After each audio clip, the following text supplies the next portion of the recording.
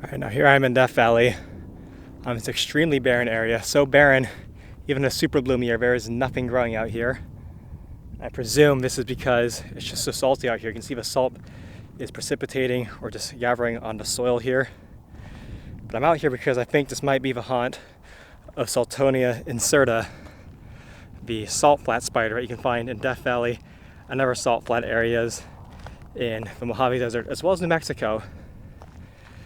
I'm really interested in this species, but I don't think I'm going to be able to find it because it likes to live sort of under the salt, and you might need a pit trap to do it. But I'm going to search around a little bit on these highly barren areas. And I do really appreciate a good barren area because it says something when an area is so harsh that no plants can grow, and especially when other animals and organisms can find a way to thrive, such as this place apparently.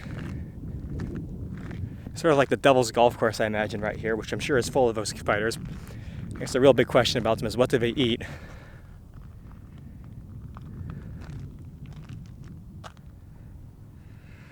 But I'm on a hunt today.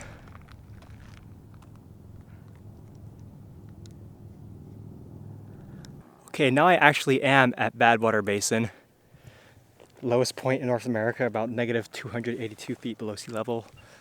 And I actually found a spider web.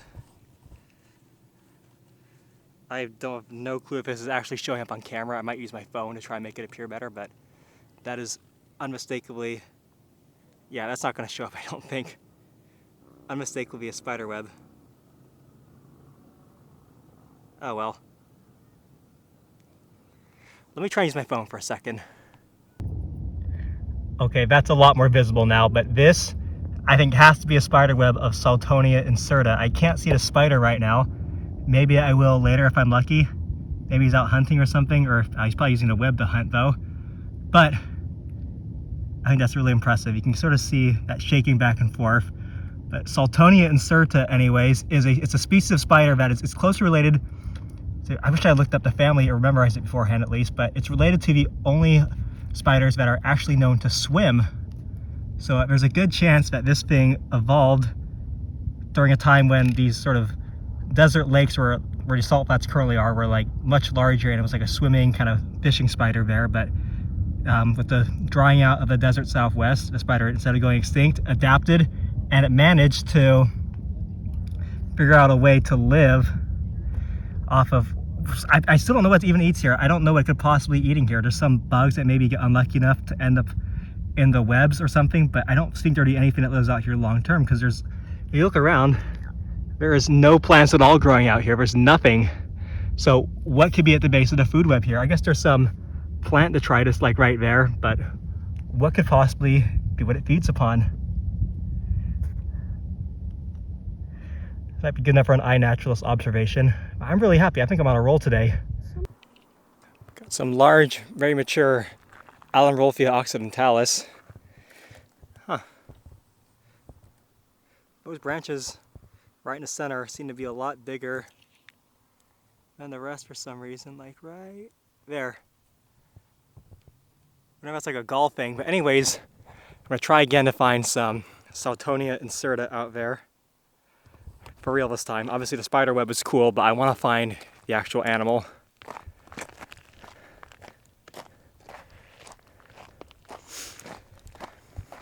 Any other information I find out about the spider is going to have to be put in post, because I don't have any service down here to look up facts on the fly.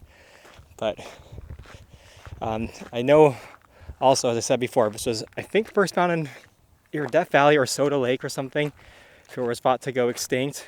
And since then, though, it had been found in many other places, including New Mexico, which is obviously quite a bit far away from here. Not really in Arizona, though. Basically anywhere the warm to hot deserts are, and abundant salt flats, because those kind of places are its bread and butter.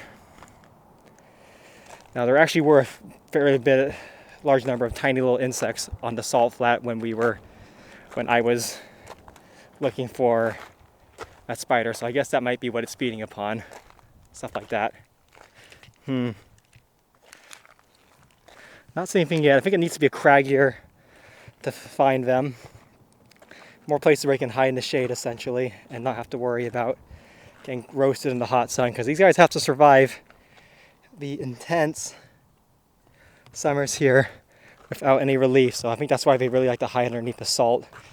And of course, to do that, it has to be very broken. All right, I'm gonna go move on. Okay, what I found here, right in this salty area, this seems sort of like an extension almost of the Badwater pool, is a little rivering maggot or worm. Obviously it's an arthropod larva, but I wonder if it's like a brine fly or something. Oh my gosh, there's a cooked ladybug there. Also, that is not meant to live in this area, but look at that guy, he's doing quite well for himself. So I wonder, it might be a brine fly larva or something, or maybe something else entirely. Looks like there's a few more of those guys here, soaking the water. That might be at least one of the things the Saltonia incerta can feed upon. Oh, there's actually quite a lot of these guys. Dang. I don't want to be mean and disturb them, but those might be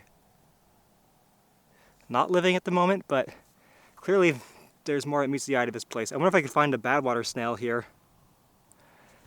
You can see there's like just some algae in this salt, which is definitely a very notable thing. And I know you come out with a lot more videos. Oh my gosh, I just keep seeing more of these rivering things the more I look for them. Oh! It's another spider web right there, a lot easier to see on camera. Oh, right there especially. But the spider is probably hiding in the shade during this intense heat. I do believe they tend to be crepuscular, as they say. But look, it's just all along. Oh, there's a better pond over there actually. I don't want to disturb it too much, but there might be some snails if I can approach it without disturbing the general area. Fascinating. There's actually quite a bit of life in this salty spring here. A bunch of things I'm probably not going to be able to identify, but if I saw that Badwater snail, I'd be really pleased. Of course, there's a snail that is endemic to Badwater Pond and a few other areas around this sort of rim spring ecosystem of Death Valley. And it's just amazing how there's so many range restricted species here, or like the devil's hole pupfish, that's a cool one. Oh, look at that. Bit of a petrified moth, it would seem, or fly. But I'm seeing more of those worms too. I'll use iNaturalist to figure those out. But they do seem to be living it up here. Some water bugs too. Might be a little hard to see, but you can see some things moving around there, I'm sure. And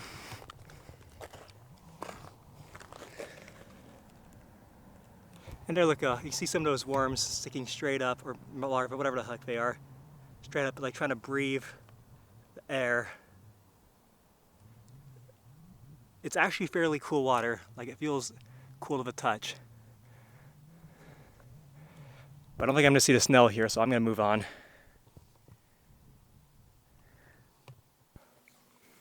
Well, I guess I probably won't be lucky enough to find any Saltonia incerta spiders, but I did get to see all these Salt Creek pupfish over here. And of course, Salt Creek and Death Valley were below sea level, and this is a little saltwater spring that feeds a small river system. They really love the shallows there too. There's lots of algae for them to graze upon. Very unique.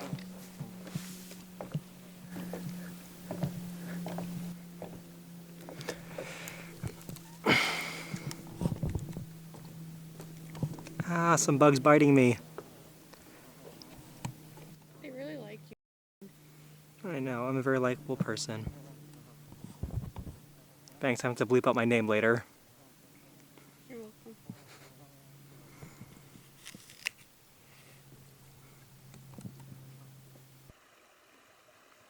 Like gently floating on the river.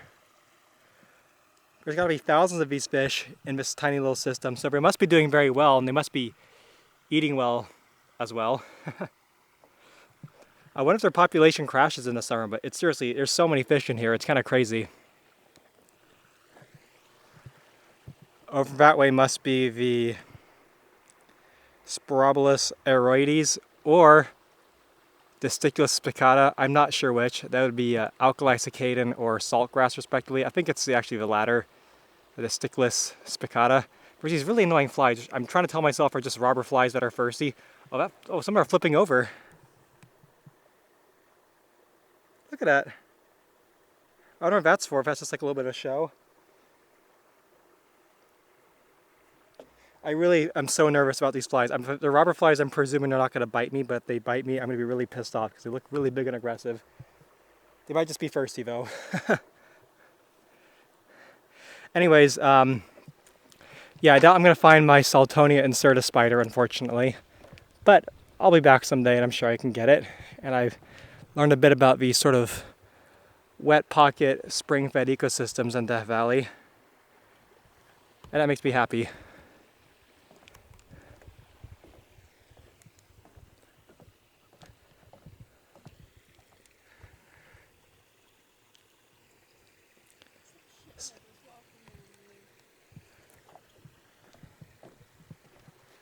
Oh, no kidding. Like a foot.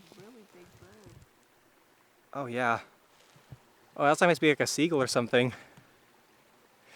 Oh! Okay, let's go. These flies are definitely biting me, so thanks for watching and see you next time.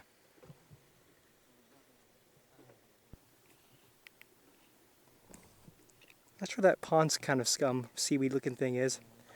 Might be a flowering plant, maybe not. And look how big that bird is. Like, you can see a footprint right there for comparison, but it must have been a really big bird stepping there. Okay, bye for real now.